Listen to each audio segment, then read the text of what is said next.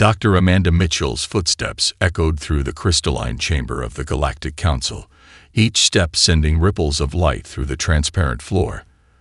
The 23 alien representatives loomed above her on their elevated platforms, their bodies ranging from vaguely humanoid to completely abstract forms of energy contained within specialized fields.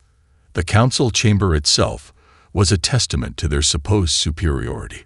A perfect geodesic sphere carved from a single quantum crystal, every angle precisely calculated to channel the thoughts and voices of its occupants. Amanda fought to keep her breathing steady as she faced the beings who had appointed themselves the guardians of galactic evolution. Representative of Terra, designation Earth, the first speaker's harmonics resonated through the chamber. The entity's crystalline form pulsed with deep purple light. You stand before us to hear our judgment on your species' evolutionary trajectory. Amanda straightened her back, squaring her shoulders beneath her diplomatic uniform. 6 months of negotiations, presentations, and debates had led to this moment. I am prepared to receive the Council's wisdom, she said, using the formal phrase as practiced. The second speaker, a beam of pure plasma contained within an ornate field generator, flared bright orange. Our calculations are conclusive. The human genome demonstrates an unprecedented rate of adaptive potential. Your neural plasticity exceeds all documented parameters. Your technological progression follows no predictable pattern. These are strengths, Amanda argued, breaking protocol. Humanity's adaptability has allowed us to solve problems that... Silence. The third speaker cut in, its insectoid mandibles clicking. Your very response demonstrates the danger. You deviate. You disrupt. You innovate without direction or control. The first speaker's crystal matrix pulsed again. We have analyzed your species' development over the past 1,000 years. Your advancement from primitive combustion to quantum manipulation should have taken at least 6 millennia, according to all established models.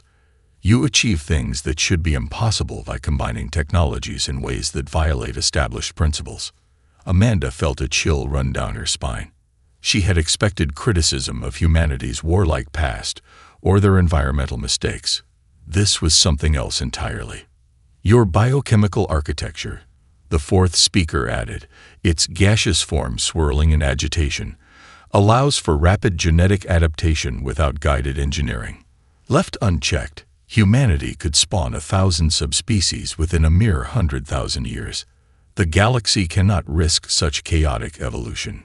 Therefore, the first speaker's harmonic tone grew deeper, more final.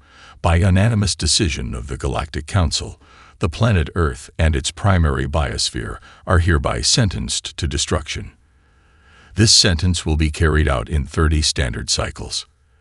The chamber erupted in a cascade of light and sound as all 23 council members signaled their agreement. Amanda's hands clenched into fists at her sides. "You're making a mistake," she said, her voice cutting through their harmonics. "Humanity's adaptability is exactly what the galaxy needs. We've solved environmental crises that other species called impossible. We've developed medical techniques that work across species barriers. Your arguments only reinforce our decision." The second speaker flared. "You believe your chaotic methods are superior to our perfected order. This proves the danger you represent." Amanda looked around the chamber, at these beings who had engineered themselves into supposedly perfect forms. The crystalline speaker who had removed all organic components to become pure thought. The plasma entity who had abandoned physical form entirely. The insectoid who had pruned their own genome to remove all inefficient traits. They were all watching her with what she finally recognized as fear. "You're afraid," she said softly, the realization dawning. "Not of what we are, but of what we might become. Because we can still change, still grow, still surprise ourselves and everyone around us, while you've all locked yourselves into your perfect, static forms." "This discussion is concluded," the first speaker thundered. "The sentence will be carried out in 30 cycles. Humanity had its chance to evolve along proper guidelines. Your chaos cannot be permitted to spread." As guards moved to escort her out, Amanda allowed herself a small smile. They had given humanity 30 days, and if there was one thing humans did better than adapt, it was surviving against impossible odds. She had to warn Earth, and she had to hope that somewhere in the shadows, someone had prepared for this day. Because humanity's greatest trait wasn't their adaptability. It was their absolute refusal to accept any limits placed upon them, even by beings who thought themselves gods. Admiral James Cooper stood in Europa Station's command center, 3 miles beneath the moon's icy surface, watching as the emergency transmission from Dr. Mitchell played out before the hastily assembled Earth Council. The chamber, carved from Europa's ancient ice and reinforced with diamond lattice supports, held representatives from every major nation. Their faces were illuminated by the blue glow of the quantum displays, showing humanity's last hope. "Ladies and gentlemen," Cooper said as the transmission ended, his voice steady despite the weight of the moment. "What you're about to see has been classified beyond top secret for the past 20 years. Project Phoenix wasn't just a contingency plan. It was a necessity." He pressed his palm against the biometric scanner, and the far wall of ice became transparent, revealing a vast cavern stretching for miles. Gasps echoed through the chamber as the lights activated in sequence, illuminating row after row of ships unlike anything publicly known to exist. "My God," whispered President Sarah Richardson, pressing her hand against the transparent wall. "How did we build all this without anyone knowing?" "We didn't build it alone," Cooper answered, nodding to his executive officer. "Commander Emily Wells, please brief the Council on the Phoenix Fleet's capabilities." Wells stepped forward, her dark uniform bearing no nation's insignia, only a simple Phoenix emblem. "After the Xeraxian scout ship crashed in the Atacama Desert in 2037, we realized we weren't alone, and we were dangerously behind. Every major power had the same idea: reverse engineer what we could, prepare for the worst. But it was Dr. Robert Matthews who convinced us to work together." The commander activated a holographic display, showing the interior of one of the ships. These vessels incorporate technology from 7 different alien civilizations, all salvaged from accidents that weren't accidents. The Xeraxians' quantum drive cores, Medusan bioorganic hull composites, Vexor gravitational manipulation systems. But the real breakthrough was realizing we didn't have to use them the way their creators intended. "What do you mean?" asked General Marcus Thompson, leaning forward. Cooper smiled. "Show them the neural bridge, Commander." Wells nodded, and the hologram shifted to show what looked like a pilot's chair, but one wrapped in streams of shifting light. Every species develops technology that matches their neural architecture. The Xeraxians use crystalline interfaces. The Medusans use biochemical ones. The Vexor use quantum entanglement. They're all perfect systems for their species. But humans, she paused, her eyes gleaming. Humans can adapt to use all of them simultaneously. "That's impossible," one of the scientists protested. "The neural load would be fatal to any other species," Cooper interrupted. "But human minds are different. We don't just adapt, we thrive on complexity. Our test pilots learn to process multiple alien control systems at once, achieving levels of ship integration that the original designers thought impossible. One human pilot, properly linked, can outmaneuver an entire squadron of conventional ships." The hologram expanded to show the full fleet. Over 300 ships of varying sizes floated in the cavern, their hulls gleaming with the organic sheen of Medusan bioarmor combined with Xeraxian crystal matrices. "The Council gave us 30 days, Cooper continued. "They expect us to spend it begging for mercy or fighting among ourselves. Instead, we're going to show them humanity's greatest talent, doing the impossible. Operation Diaspora begins now." "How many can we save?" President Richardson asked, her voice tight. "If everything goes according to plan, 80% of the population." Cooper's expression hardened. "But we'll need a volunteer defense force to buy us time. The Council won't just let us walk away." "The Council thinks they've evolved beyond us," Wells added. that their perfect forms and perfect technology make them superior. But they've forgotten something crucial. Evolution isn't about reaching perfection. It's about being able to change when you need to. Cooper looked out at the assembled leaders of humanity, seeing the same fire in their eyes that had driven this project for 2 decades. The Council just made the biggest mistake in their history. They thought they were sentencing us to die. He smiled grimly. Instead, they forced us to show them what humanity does best: adapt, overcome, and turn the impossible into reality. The first alert klaxons began to sound, warning of Council ships entering the solar system. Operation Diaspora was about to begin, and with it, humanity's greatest test. But as Cooper watched his crews rushing to their ships, he knew one thing for certain. The Council had no idea what they'd just unleashed. Colonel Rebecca Stone watched the enemy fleet emerge from hyperspace, their ships arranged in perfect geometric formations. The Council's Archon-class dreadnought Eternal Justice led the Armada, its crystalline hull gleaming like an artificial star. Traditional military doctrine said this was an impossible fight. The Council's fleet outnumbered them 10-1. But humanity wasn't fighting traditionally anymore. All Phoenix Squadron pilots, activate neural bridges, Rebecca commanded, feeling the familiar surge as her mind merged with her fighters' hybrid systems. The sensation was like diving into a river of light, where thoughts became movement and instinct became action. Remember your training. They expect precision and order. Let's show them chaos. The first wave of Council fighters launched, their formation a perfect diamond pattern. Rebecca smiled as her neural link deepened, Zoraxian quantum calculations merging with Medusan spatial awareness in her mind. Deploy the probability drives, she ordered. Execute pattern Stormbreak. Across her squadron, 30 human pilots engaged their ship's most classified weapons, the probability drives, built from illegally salvaged Vexor technology, didn't just bend space. They bent possibility itself. To the Council's sensors, each human fighter appeared to exist in multiple locations simultaneously, their movement patterns defying all tactical prediction software. The perfect diamond formation shattered as Council pilots faced an enemy their computers couldn't properly track.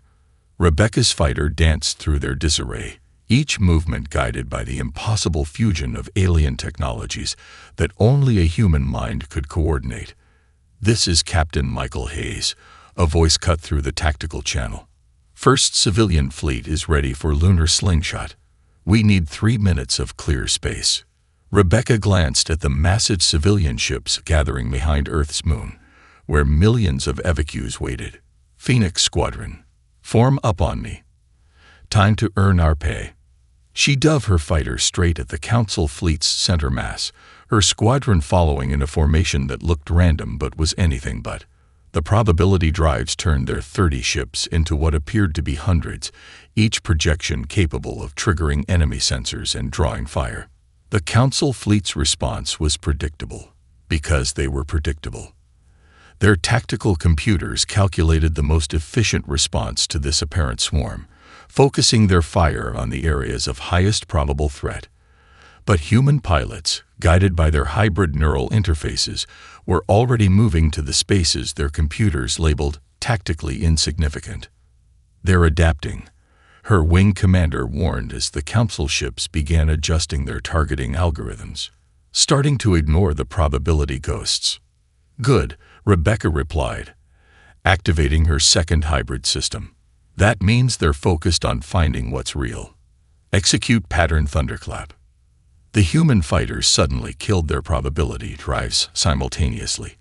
For a fraction of a second, they became clear targets, and the Council fleet took the bait, firing a synchronized barrage that would have vaporized them all. But in that same moment, the fighters' Medusan bioholes activated their stored energy potential, turning the ships temporarily into quantum state entities. The Council's energy weapons passed harmlessly through them, continuing on to slam into the opposing elements of their own fleet. 15 Council ships erupted in flames before their crews could react. "Civilian Fleet 1, you have your window," Rebecca called, watching her tactical display as the massive evacuation ships began their slingshot maneuver around the moon. The combined gravitational acceleration and hidden Xeraxian drive cores would throw them past the Council's blockade at speeds their pursuit ships couldn't match. This is Hayes. First wave of evacuation ships away. Godspeed, Phoenix Squadron. Rebecca allowed herself a moment of satisfaction before turning back to the battle. They'd bloodied the Council's nose, but the real fight was just beginning. The Eternal Justice was moving into firing position, its planet-killer weapons powering up. All units, fall back to Phase 2 positions, she ordered, watching more civilian ships moving into position for their escape runs. Remember, we're not here to win. We're here to make them pay for every second they try to stop us. As her squadron regrouped, Rebecca caught a glimpse of Earth through her canopy. Perhaps her last view of humanity's homeworld. The Council thought they were executing a species that had reached above its station. Instead, they were about to learn why humans had survived every catastrophe their world had thrown at them. They were about to learn that humanity's greatest strength wasn't the technology they'd built or stolen. It was their absolute refusal to accept defeat, even in the face of impossible odds.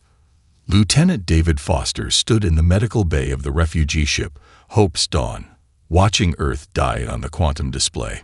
The Council's weapon turned his homeworld's atmosphere into plasma, the oceans flash-boiling as the crust itself began to crack. He forced himself to watch until the final moment, when Earth exploded into a new asteroid field. Recording complete, the ship's AI announced. Data archived for historical records. David turned away from the display to face the more immediate crisis in his medical bay. The massive chamber, originally designed to hold 500 patients, now housed over 2,000 refugees. Every bed, every corner, every inch of floor space was occupied by humans who had escaped with nothing but their lives. Dr. Foster, Sarah Williams, one of his nurses, rushed over with a handheld scanner. "You need to see this." The readings we're getting from the children, they're unprecedented. David followed her to a section where most of the youngest refugees were gathered.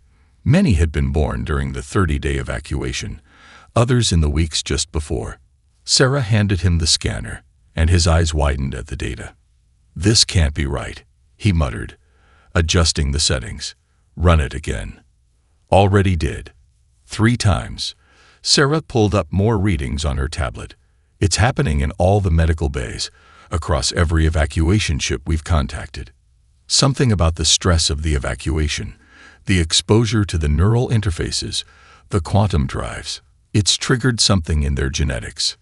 David studied the brain scans of a newborn sleeping nearby. The neural density was off the charts, synaptic connections forming in patterns he'd never seen before. "Send this data to the research team on Valley Forge. We need to." An alert from the ship's AI interrupted him. "Warning. Quantum wake detected. Council pursuit fleet incoming." "How?" David demanded. "The probability drives should have." "They're not following our trail," the AI replied. "They're following the children." David's mind raced as he looked at the scanner readings again. The neural patterns, the quantum signatures in their brain tissue. "The Council didn't just fear what we might become," he whispered. "They knew." "Emergency protocols engaged," the AI announced. "Initiating random jump sequence." David grabbed the overhead rail as the ship lurched into quantum space. Around him, the medical bay erupted in a strange harmony of crying babies, all wailing at exactly the same frequency. "Sarah, get me quantum resonance scans of all the infants. Now." He rushed to his terminal, pulling up everything they knew about the Council's quantum tracking technology. "They're not following our engines. They're following the quantum signatures of the vault human consciousness." The implications hit him like a physical blow. Humanity hadn't just been adapting naturally. The very technologies they'd stolen and combined. The neural interfaces, the quantum drives, the probability engines, had been reshaping human genetics at a fundamental level. "Dr. Foster," Sarah called out, her voice shaking. "The children, they're communicating." He turned to see the infants had fallen silent, their brainwave patterns synchronized across the medical bay. One of the babies opened her eyes, and for a moment, David could have sworn he saw quantum calculations dancing in her iris. "Send everything to the fleet," he ordered. "All the data, all the scans. The Council didn't sentence us to die because of what we were. They did it because of what we were becoming."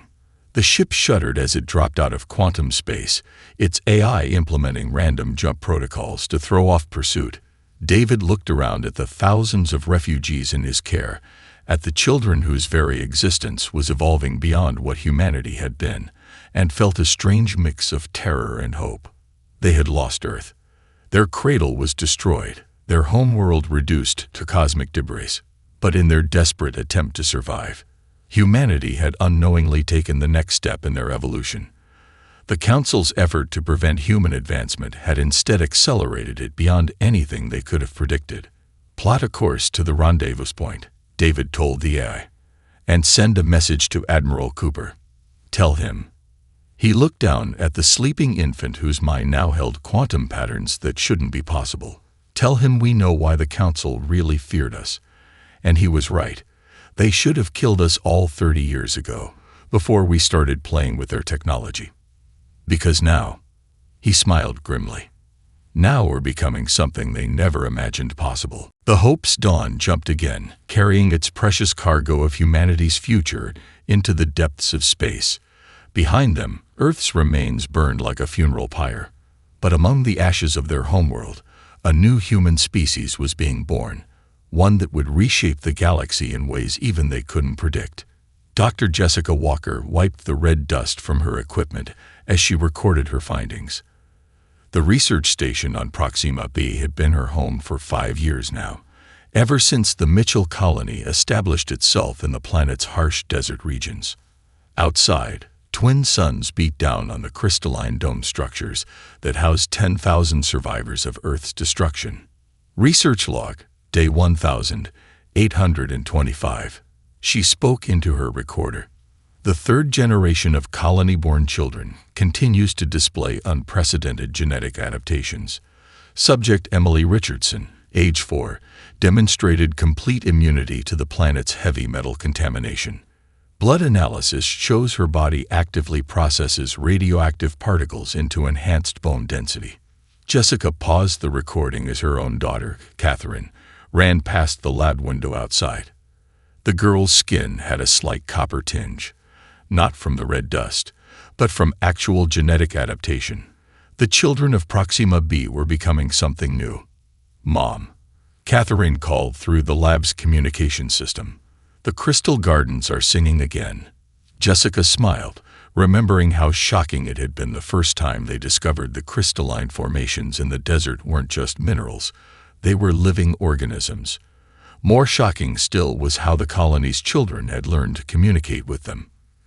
"Continue log," she said, turning back to her work. "The quantum consciousness patterns first observed on the evacuation ships have stabilized into a coherent evolutionary advancement. Colony-born children display natural ability to interface with both technology and local life forms in ways that—" She paused, searching for the right words. "In ways that suggest humanity isn't just adapting to survive here. We're adapting to thrive." Her quantum pad chimed with an incoming transmission. Reports from other colonies flashed across the screen. On the ice world of New Alaska, human settlers had developed enhanced thermal regulation, and their eyes had adapted to see in the ultraviolet spectrum. The underwater colonies of Europa Prime reported children born with natural pressure resistance and the ability to process oxygen more efficiently than any diving equipment. Director Walker, Dr. Michael Reynolds burst into the lab, his excitement palpable. "The results from the genetic survey just came in. You need to see this." Jessica pulled up the data, and her breath caught. The genetic variations between colonies showed something unprecedented. Humanity was diverging into distinct subspecies, each perfectly adapted to their new homes. But the base genetic markers for quantum consciousness remained constant across all populations. "We're not just evolving," she whispered. "We're evolving together." Each colony is becoming unique, but we're maintaining our connection through the quantum consciousness trait. She thought back to the Council's fears, their certainty that humanity's chaotic evolution would spawn 1,000 competing subspecies. Instead, they had created something far more remarkable, a species that could adapt to any environment while maintaining its essential unity. Update to log, Jessica said, her voice stronger now. The Council's attempt to destroy humanity has instead accelerated our development by at least 1,000,000 years. Each colony represents a new branch of human evolution, but the quantum consciousness trait acts as a bridge between all branches. We are becoming many, yet remaining one. Outside, Catherine had reached the crystal gardens. Jessica watched through the window as her daughter placed her hands on the living crystals, their surfaces glowing in response to her touch. The same quantum patterns that allowed humans to interface with alien technology had evolved into something greater, the ability to communicate with life itself. Final note, Jessica concluded. 5 years ago, we were refugees fighting for survival. Now we are pioneers of human potential. Each colony faces unique challenges, and humanity responds by becoming what it needs to be. We adapt. We evolve. We thrive. And most importantly, she watched as Catherine began to sing, the crystal garden harmonizing with her in a display that would have been impossible on Earth. Most importantly, we remain human, even as we become something more. She ended the recording and stood, walking to the window to watch her daughter. The Council had feared humanity's potential for change, never understanding that this very adaptability was what made them unique. They weren't just surviving in environments that should have killed them. They were transforming those environments into new kinds of homes, creating new definitions of what it meant to be human. The suns began to set, casting the crystal garden in shades of purple and gold.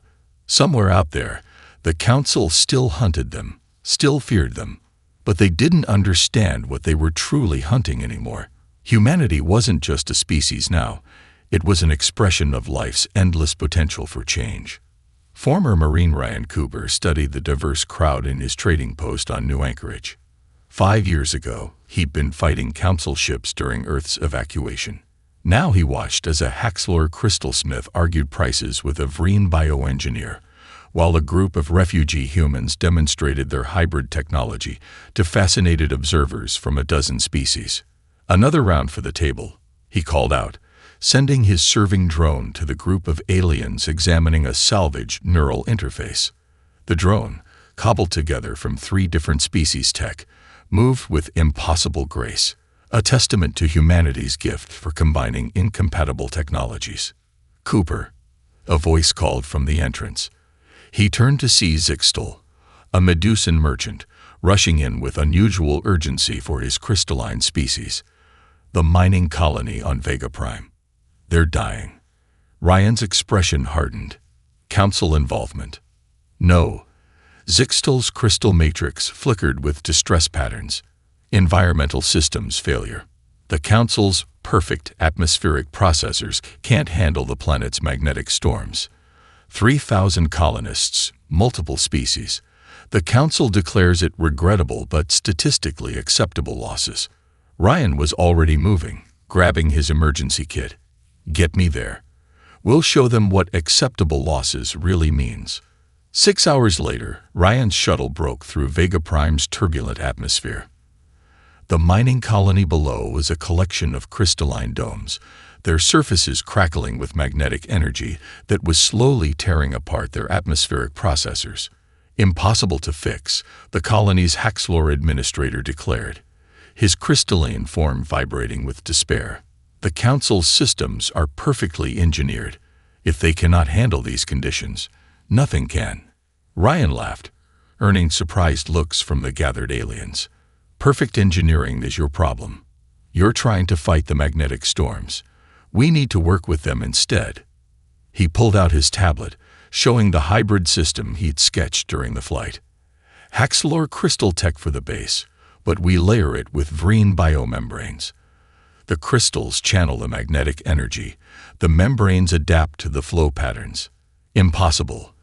A Vreen engineer interrupted. Our biosystems cannot interface with Haxlor crystal matrices. The Council proved this centuries ago. The Council proved it was impossible for them, Ryan corrected, pulling up more schematics.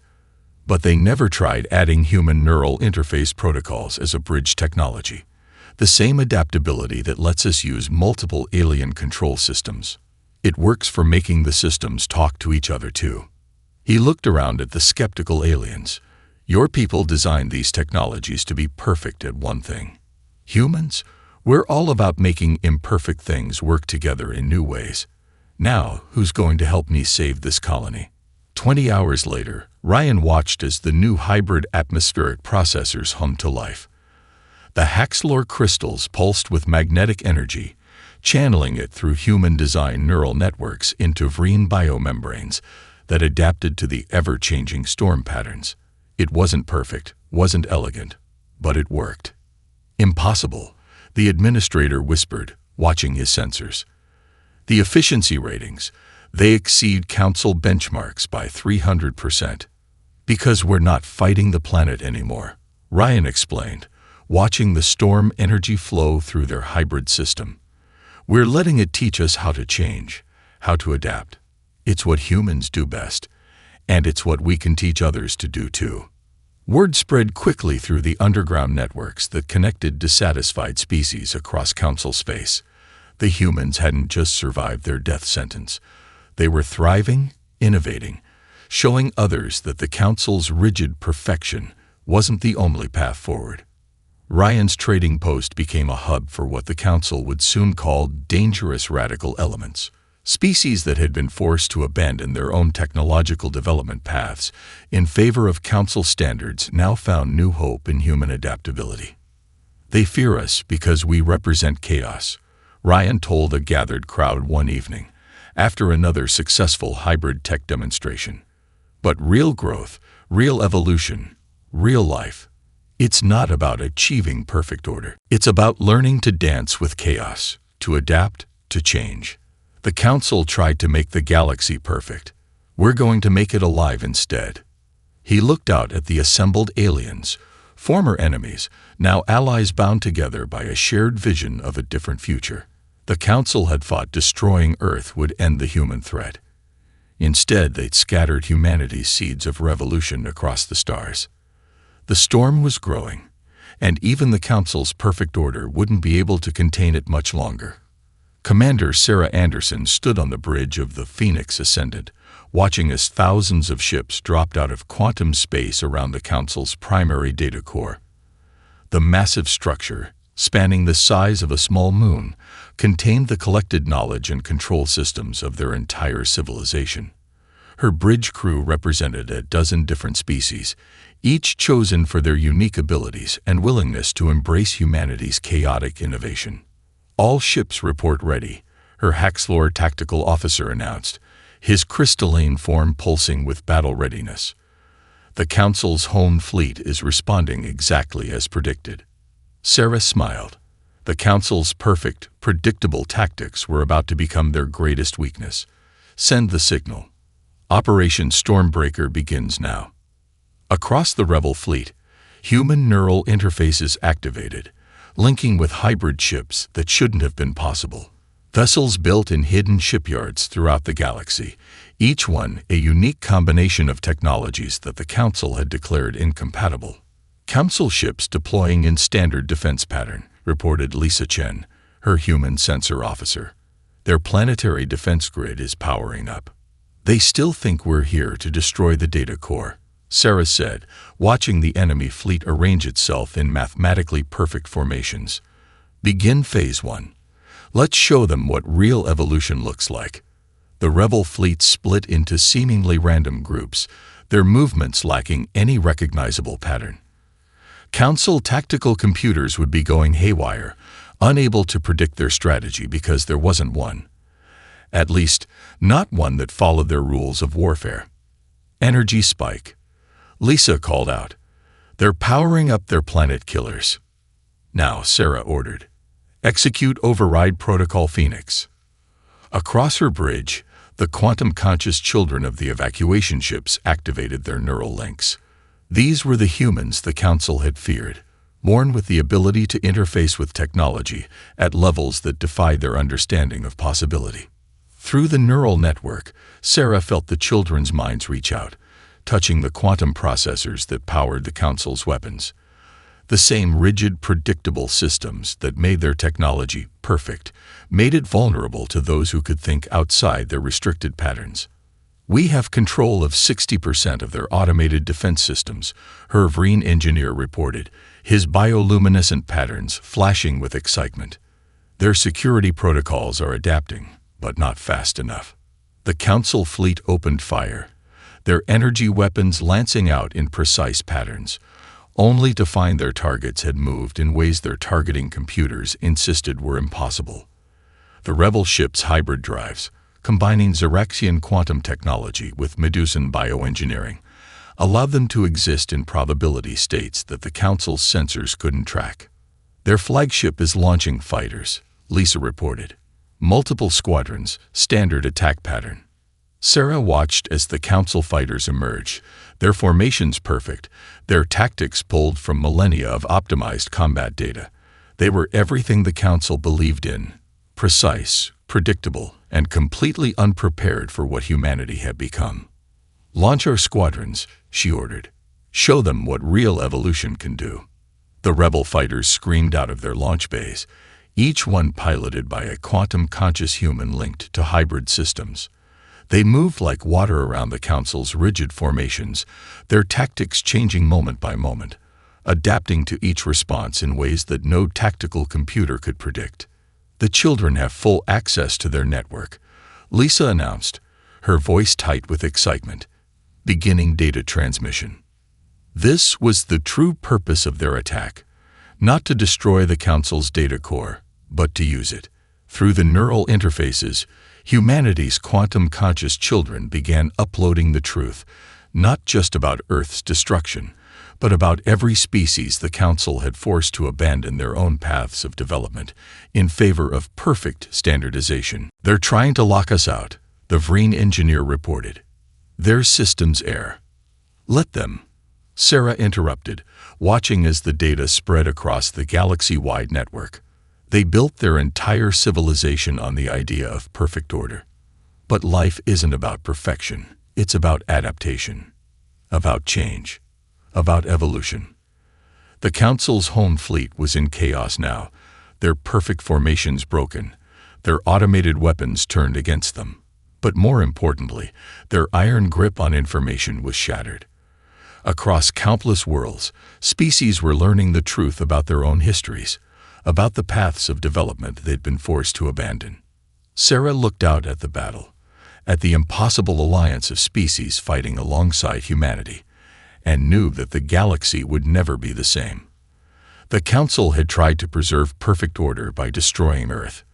Instead, they'd unleashed a storm that would reshape the very foundations of their civilization. Ambassador William Harrison stood in the newly constructed Galactic Congress chamber on Mars, watching representatives from over 300 species file in for the historic first session. The chamber itself was a testament to humanity's influence, its architecture combining Haxlor crystal matrices with Vreen bioorganic structures, all guided by human neural interface systems. 5 years had passed since the fall of the Council. Their perfect order had crumbled in the face of a force they never truly understood: the power of adaptive change. The Medusan delegation requests clarity, a crystalline being chimed, its matrix flickering with confusion patterns. The plasma-based Orcs claim their new fusion drives violate established engineering principles.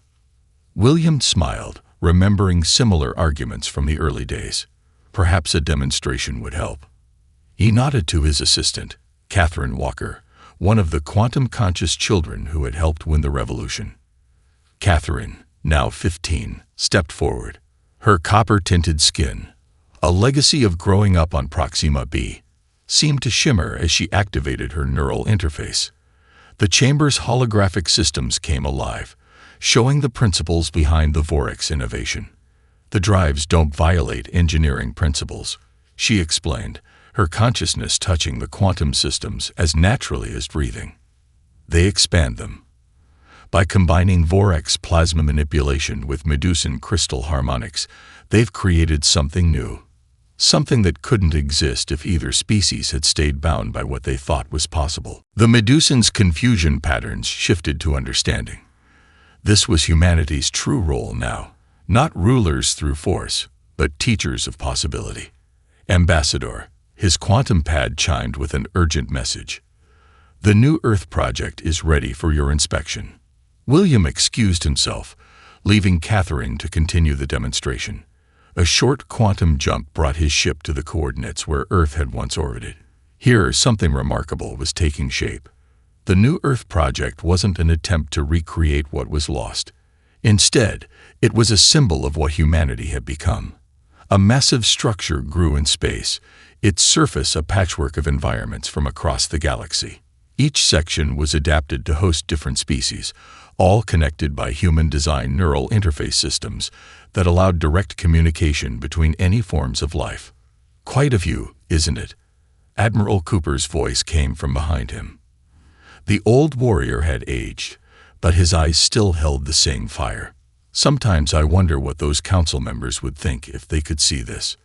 The former council species had integrated into the new Galactic society, their rigid pursuit of perfection replaced by an understanding that true strength lay in adaptation and change.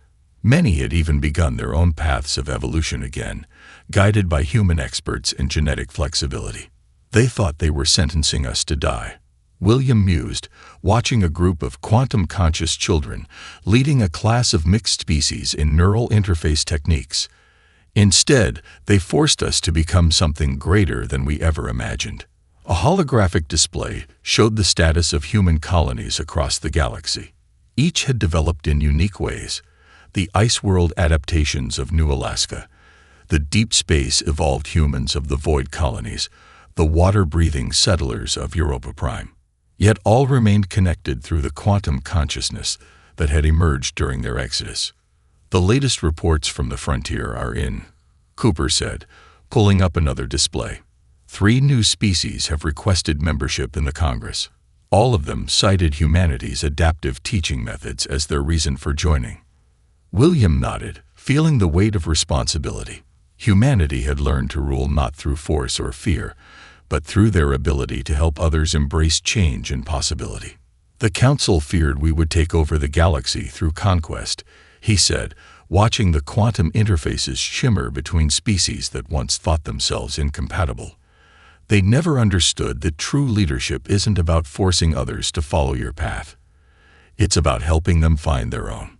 The New Earth project continued its growth before them, the living symbol of what the galaxy had become. Not a realm of perfect order, but a garden of infinite possibility, where every species was free to evolve, to change, to become something new. Humanity had been sentenced to die. Instead, they had taught the galaxy how to truly live.